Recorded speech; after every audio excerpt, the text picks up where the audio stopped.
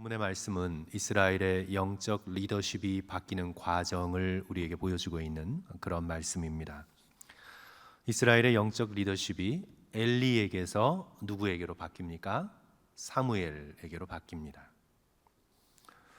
엘리가 실로의 대제사장이었던 시대의 영적 어두움은 사무엘상 3장 1절만 보아도 충분히 알 수 있습니다. 우리 3장 오늘 본문 말씀이 들어있는 3장 1절 보시면 아이 사무엘이 엘리 앞에서 여호와를 섬길 때에는 여호와의 말씀이 희귀하여 이상이 흔히 보이지 않았더라. 여호와의 말씀이 희귀했습니다. 여호와께서 더 이상 말씀하지 않는 영적인 어두움의 시대였습니다. 듣는 자가 하도 없었기에, 귀가 있어도 깨닫는 자가 없었기에, 여호와께서 아무리 말씀하셔도 들을 귀를 가진 자가 없었기에 여호와께서 말씀하시지 않으셨던 영적인 어두움의 시대였습니다. 하나님과 이스라엘 백성과의 관계가 거의 단절되었습니다. 종교 행위는 있어요. 겉껍데기는 살아 있습니다. 실로의 성막도 있고 대제사장도 있고 레위인도 있고 이스라엘의 12지파도 있습니다.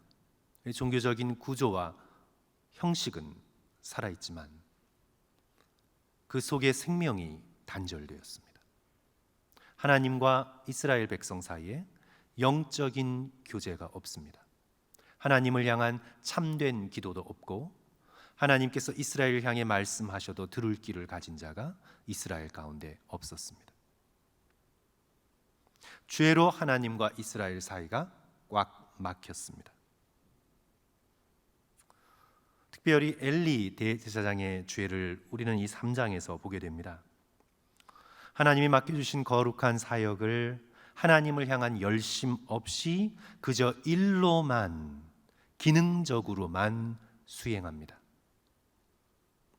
하나님께서 거룩한 일을 맡겨주셨는데 거기에 대한 사명이 없습니다. 일로만, 그냥 펑셔널하게만, 일이니까 그냥 하는 것입니다.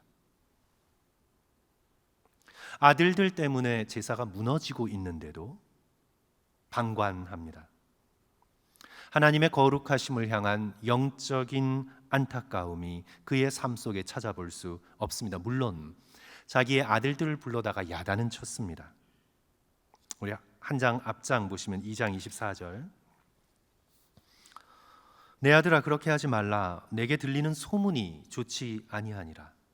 너희가 여호와의 백성으로 범죄하게 하는도다.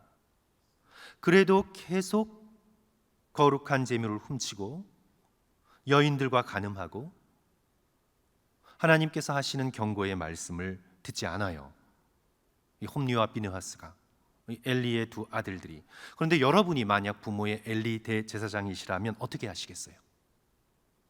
불러서 말해도 듣지 않아요. 야단을 쳤는데 계속해서 재물에 손을 대고 거룩한 곳에서 여인들을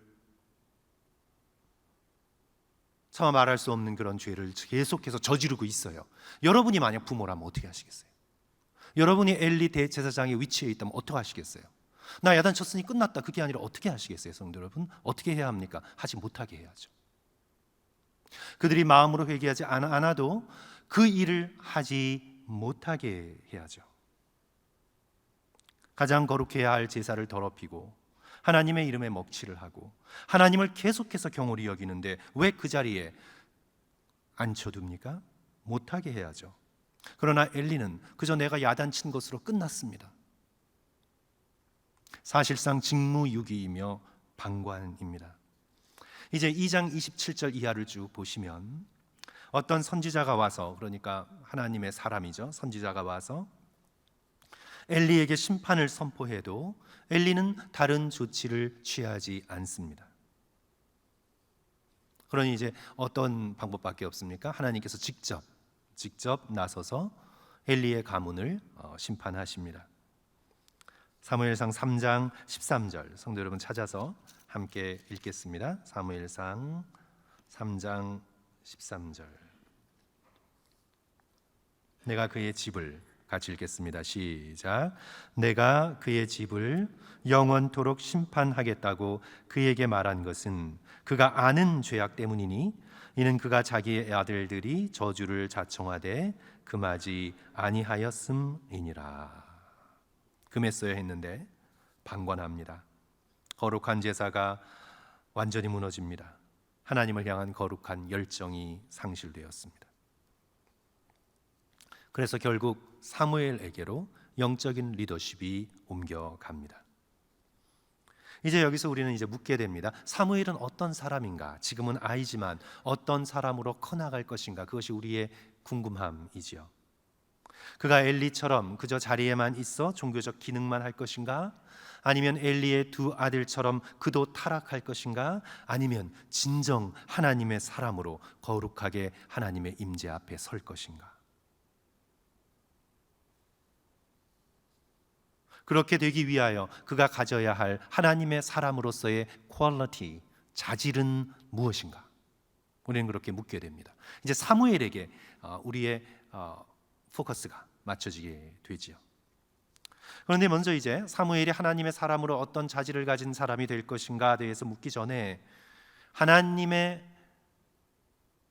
그 성품, 하나님이 어떤 분이신지에 대한 그런 내용을 알고 있어야 되겠죠. 그래야만 하나님의 사람이 어떤 자질을 가지고 있을까를 알 수가 있는 거죠. 그래서 하나님이 그러면 성도 여러분 어떤 분이십니까? 우리 성경에서 또 오늘 사무엘 본문에서 등장한 하나님은 어떤 분이십니까? 하나님은 말씀하시는 하나님이십니다. 들을 귀가 있는 자가 있으면 하나님께서는 늘 말씀하시는 하나님이십니다. 창세기 1장을 우리가 열어보면 우리는 하나님의 말씀을 듣게 됩니다. 빛이 있으라. 물 가운데 궁창이 있어 물과 물로 나뉘라. 묻이 드러나라. 땅은 채소와 나무를 내라. 하나님은 끊임없이 피조물을 향해 말씀하시는 하나님이십니다. 세상의 만물이 그 권능의 말씀을 듣고 말씀대로 순종합니다.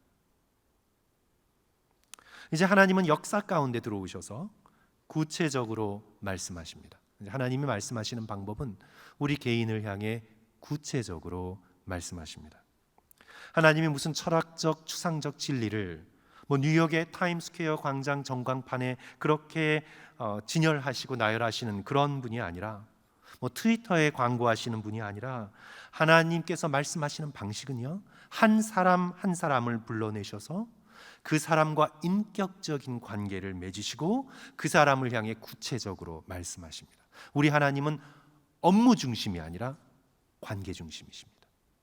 하나님은 한 사람 한 사람과 구체적인 살아있는 인격적인 관계를 맺고 그 관계 속에서 그 사람을 향해서 말씀하십니다. 하나님이 그저 허공에다가 일반적 추상적인 진리를 던지시지 않습니다.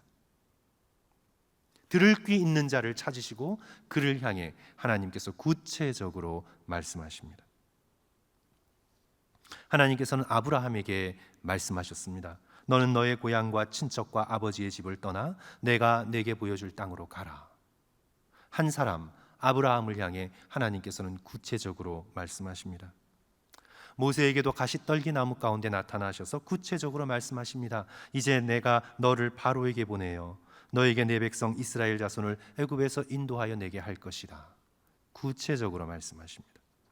기드온에게도 나타나셔서 말씀하십니다. 너는 가서 이 너의 힘으로 이스라엘을 미디안 손에서 구원하라. 내가 너를 보낸 것이 아니냐. 바울이 회심하기 전에 다메섹 도상에서 예수 그리스도께서 나타나셔서 구체적으로 말씀하십니다. 사울아 사울아 내가 왜 나를 핍박하느냐.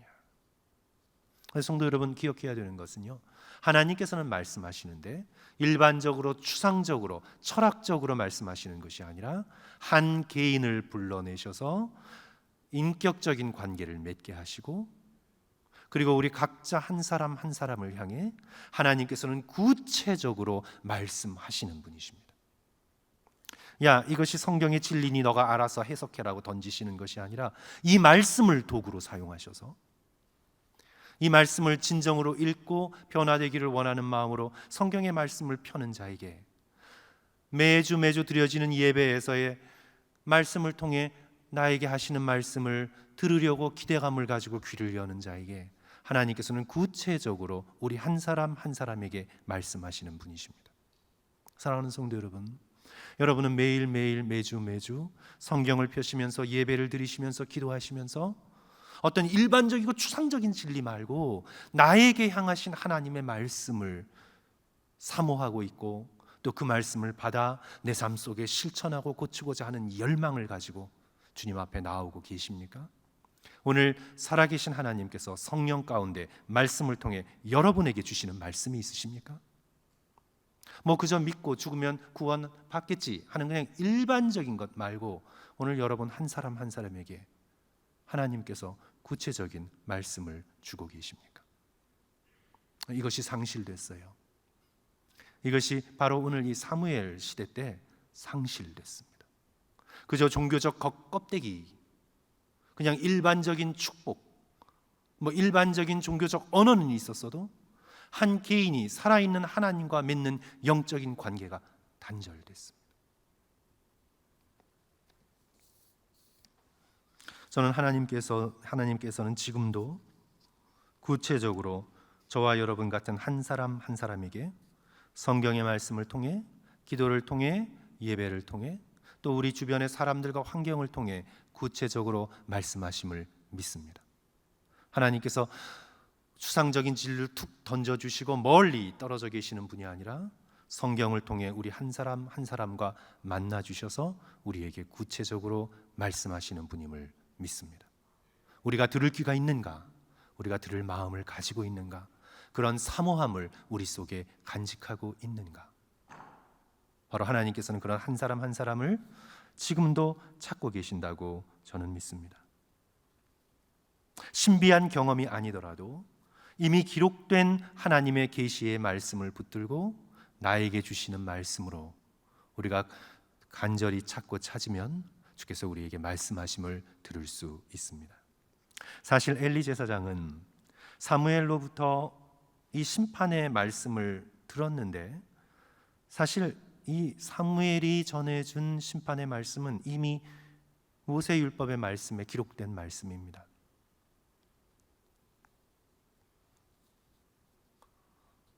이미 가장 기본적인 십계명 제7계명 간음하지 말라 기록된 말씀입니다.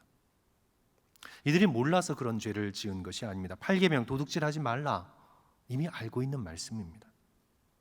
말씀이 복잡해서 몰랐던 것도 아니고 십계명의 말씀은 너무나 분명합니다. 외울 수 있는 말씀입니다.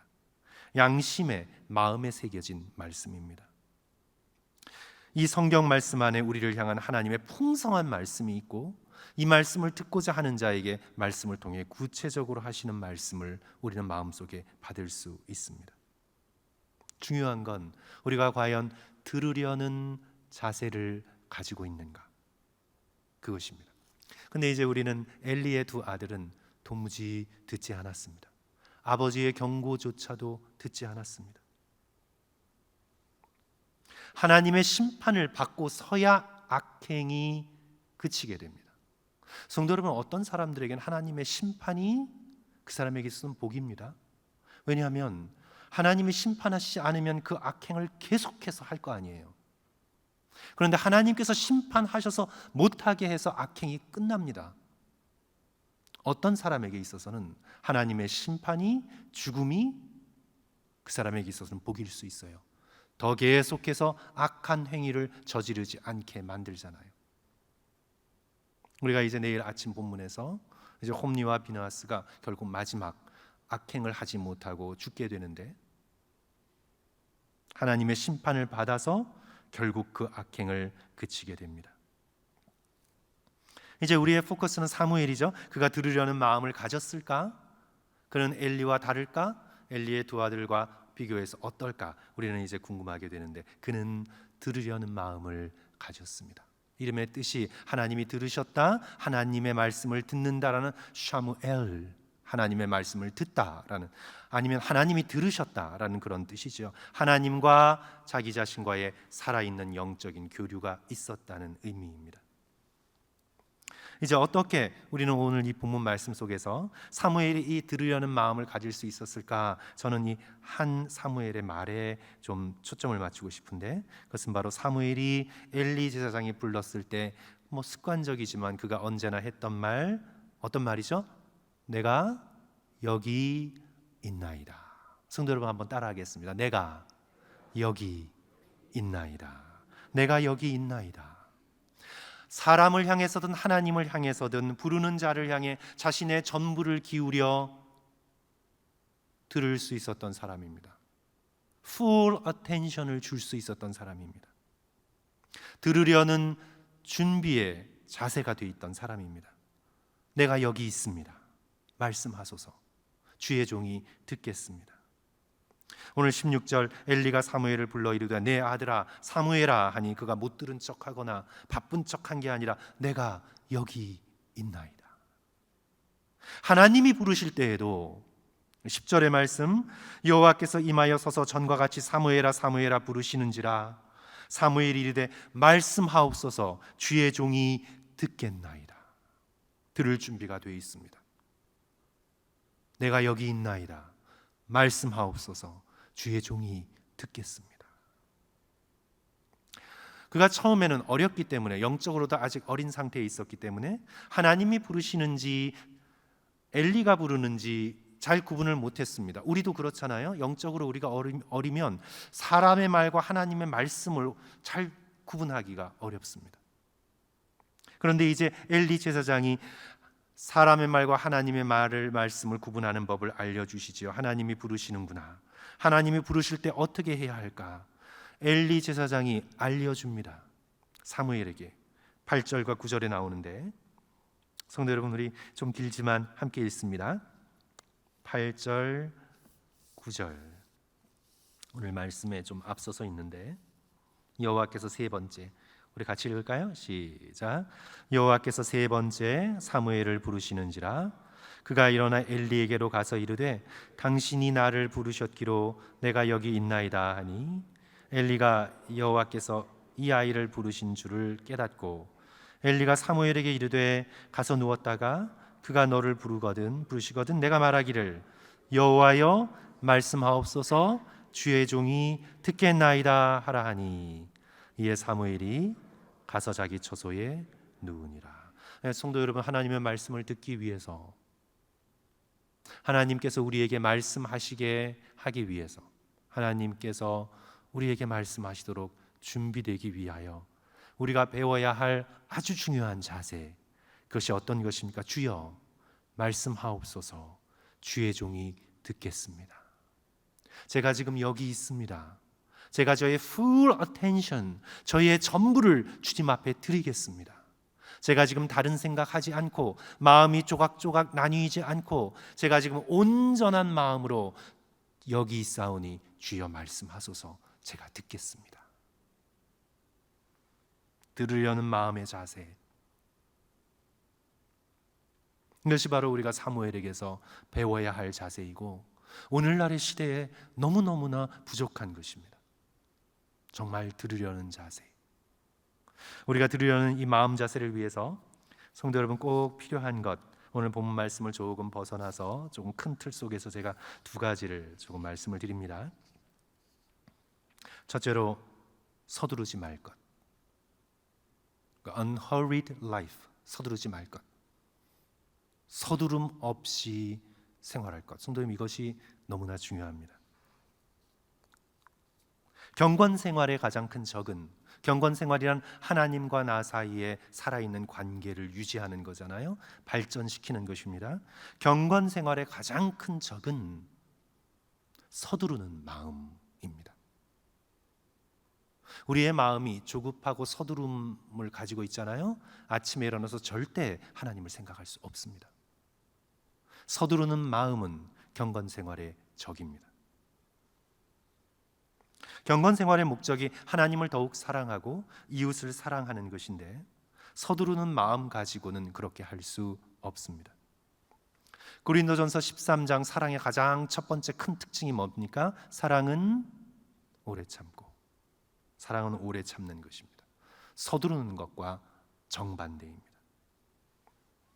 우리가 서두르는 마음을 가지고 사람을 대하면 성도 여러분 어떻게 대해요? 우리가 서두르는 마음을 가지고 막 저와 여러분이 제가 오늘 하루를 살아가면서 제 아내 그다음에 뭐 우리 부목사님들 그리고 또 우리 성도들 이렇게 대하면서 막 서두르는 마음, 조급한 마음을 가지고 제가 대하면요, 왜 빨리 준비 안 해? 아니 늦었잖아. 막 서두르는 마음 가지고 막 냉장고를 열었는데 막 못 찾고 막 서두르는 마음 가지고 제가 오늘 하루를 살면요, 제가 어떻게 될까요?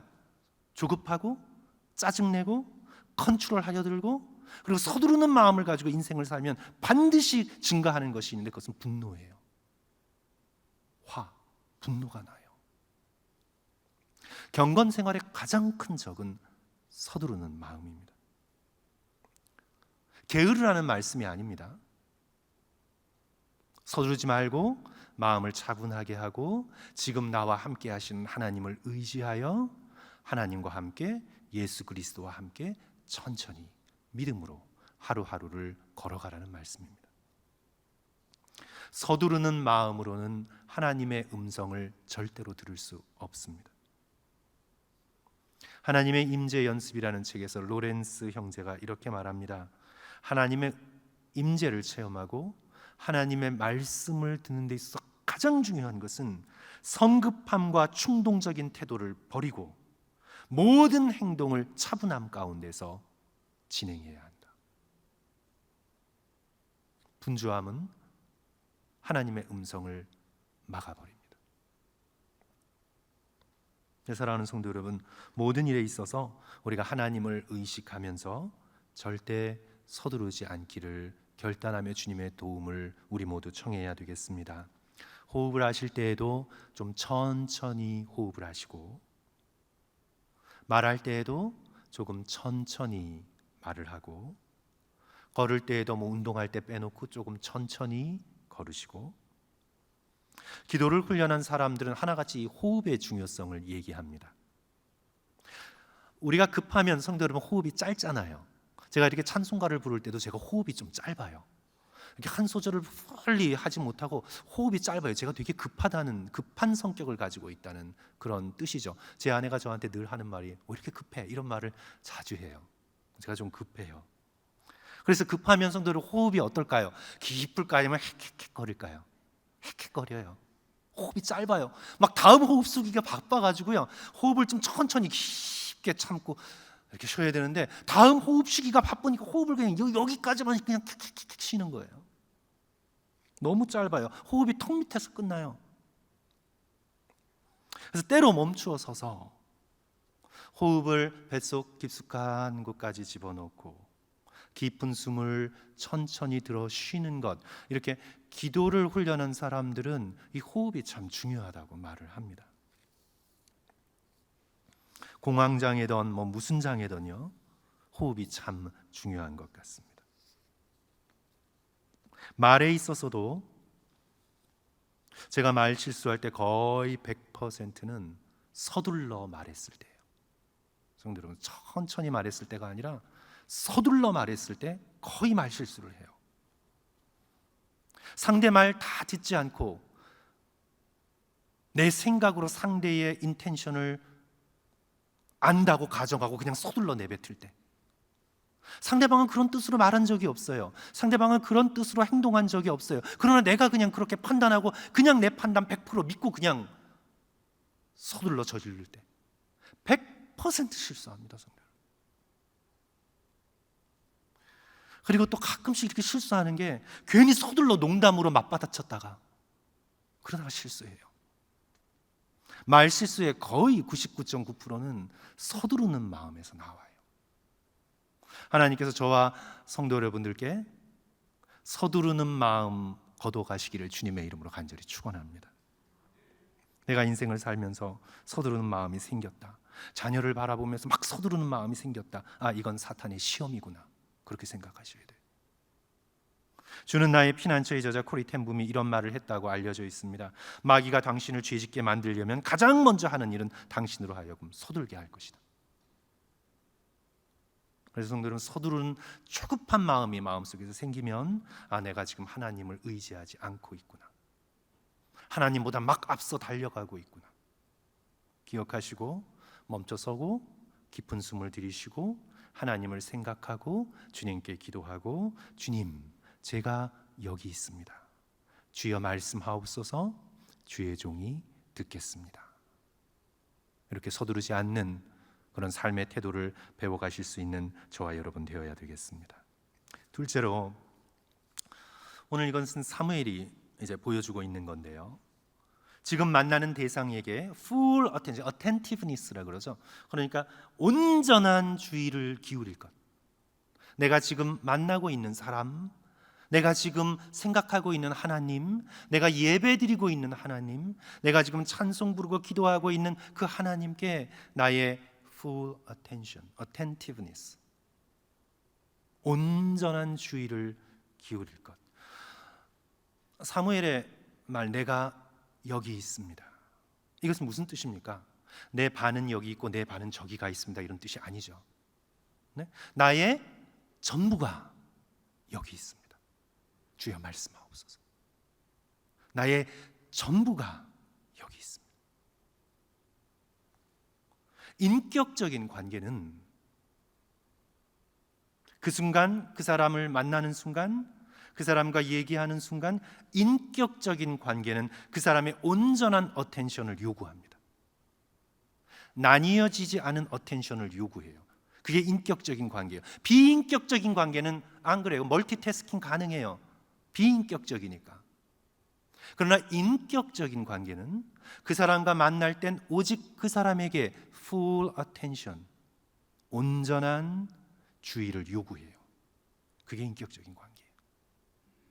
멀티태스킹이 많아진다는 것은 인격적인 관계가 사라지고 있다는 뜻입니다. 성도 여러분, 지금 제가 설교하고 있는데 여러분이 지금 막 카톡하시고 신문 펴서 보시고 막 유튜브 보시고, 그래서 제가 아니 권사님, 장로님, 집사님 설교 안 듣고 뭐 하세요? 그럼 목사님 걱정하지 마세요. 저 다 들어요. 걱정하지 마세요. 저 원래 멀티태스킹이에요. 다 들어요. 물어보세요. 해도 이것은 일종의 insult, 모욕과 같은 것입니다. 온전한 주의를 기울이지 않는 것. 저도 좀 고치는데 고생을 했습니다. 제가 토론토에서 LA 와서 조금 완전히 고친 것 같아요. 그래도 제가 실수를 가끔씩 할 수도 있는데, 악수하면서 다음 사람 보는 거 가끔 제가 실수할 때 있나. 근데 제가 최대한 노력합니다. 저는 그래서 악수할 때 막 째려보려고 해요. 막 옛날에 막 악수하면서 다음 사람 보고, 악수하면서 다음 사람. 그럼 결국은 어떻게 돼요? 내가 어떤 사람과도 악수하지 않은 거예요. 마음이 조급하고, 마음이 그래서. 일종의 예의가 아니죠. 그 사람과 악수하면 그 사람이 지금 나에게 있어서는 전부입니다. 그 사람의 얼굴을 바라보고 그 사람의 눈을 바라보고 악수하는데 다른 사람을 본다는 것, 풀 어텐션을 주지 않는 거죠. 인격적인 관계는 내가 지금 말하고 있는 사람, 내가 지금 바라보고 있는 사람, 내가 지금 대하고 있는 사람에게 나의 나뉘어지지 않는 전부를 준다는 뜻입니다. 예수님께서도 하나님의 말씀을 들으면서도 온전한 어텐션을 하나님께 주지 않는 자들에게 듣는 척하면서도 그들의 마음은 딴 데 가 있어요. 물질에 가 있고, 자신의 권력에 가 있고, 자신의 이미지에만 가 있고, 하나님의 말씀을 들으면서도 언제나 자기 자신의 이미지, 자기 자신의 권력, 사람들이 나를 인정하나, 나의 어떤 자기중심적인 욕망, 이것에만 잔뜩 가 있는 자들을 향해 하나님께서 아무리 말씀하셔도 들을 귀가 있는 자는 들을지어다. 귀는 있어도 듣지 못하는 거예요. 요한계시록에서도 7교회를 향해 재림주 예수 그리스도께서 반복해서 하시는 말씀, 성령이 반복해서 하시는 말씀, 귀 있는 자는 성령이 교회들에게 하시는 말씀을 들을지어다. 귀가 있어도 들을 마음이 없기 때문에 들을 수가 없는 것이에요. 그래서 우리가 엘리가 사무엘에게 가르쳐준 이것, 그러니까 엘리가 잘한 게 한 가지 있는 거예요. 그래도 엘리가 잘한 게 한 가지 있는 거예요. 사무엘에게 지금 하나님의 음성을 구분하고 듣는 법을 가르쳐 줬습니다. 주여 말씀하옵소서. 내가 여기 있나이다. 주의 종이 듣겠습니다.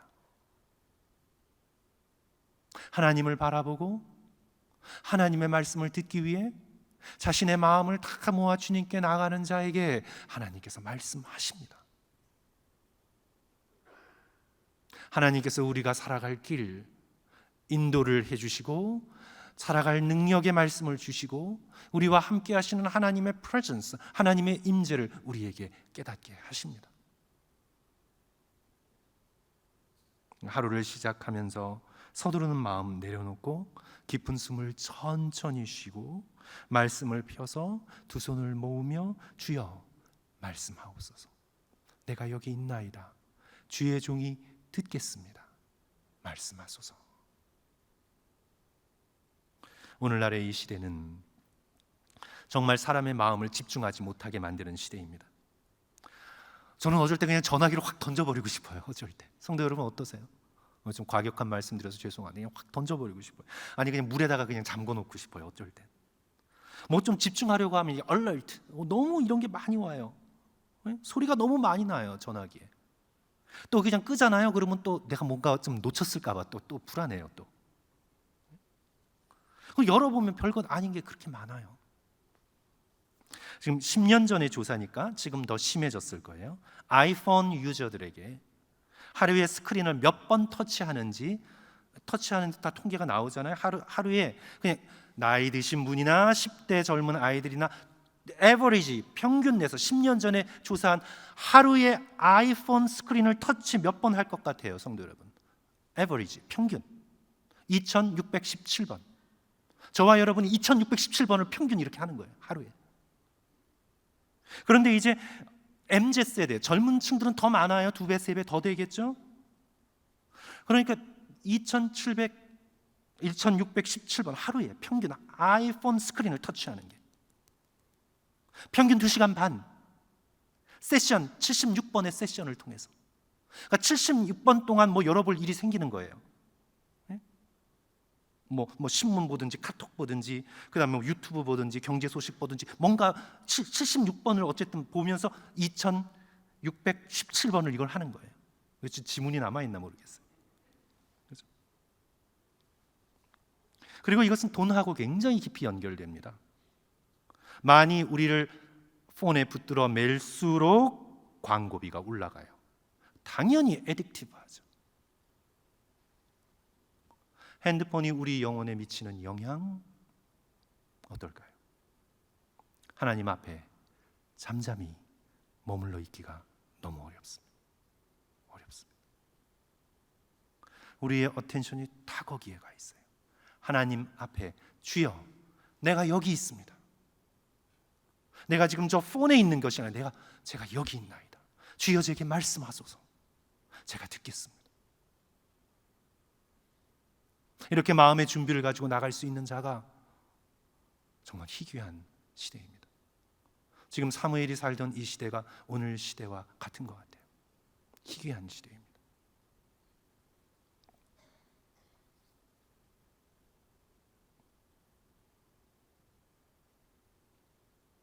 제가 목사이면서도 이런 고백 드리기가 조금 부끄럽긴 하지만요, 어쩔 땐 예배 드리면서 이 정신이 좀 나누어지려 그래서 정말 그리스도께 집중하는 게 정말 어려운 영적인 싸움이에요. 목회자인 제가 그럴진데 성도들께서도 그러실 것 같아요. 쓸데없는 걱정, 이런저런 생각, 또 잡념. 그래서 제가 보니까 온전한 예배를 드리기 위해서는 전날부터 준비해야 돼요.